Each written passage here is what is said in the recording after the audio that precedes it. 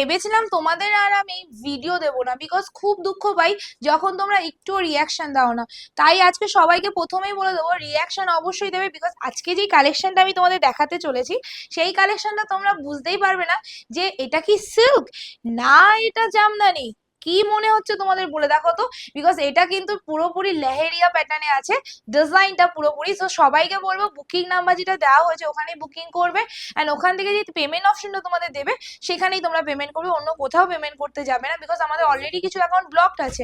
এবার তোমাদের আরেকটা কথা বলি, যদি তোমরা কোনো হোলসেলের জন্য মাল নিতে চাও, বিজনেস পারপাসের জন্য, পুজোর জন্য মাল তুলতে চাও, তার জন্য আমাদের সাথে হেল্পলাইন নাম্বারে যোগাযোগ করবে। যে কোনো প্রবলেমের জন্য হেল্পলাইন নাম্বার দেওয়া হয়েছে।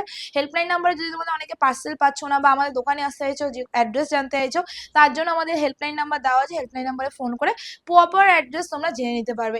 এবার সাইডে চলে আছি, আজকে যে কালেকশনটা তোমাদের দেখাতে চলেছে এটা কালার হবে মিনিমাম মানে 10-12টা।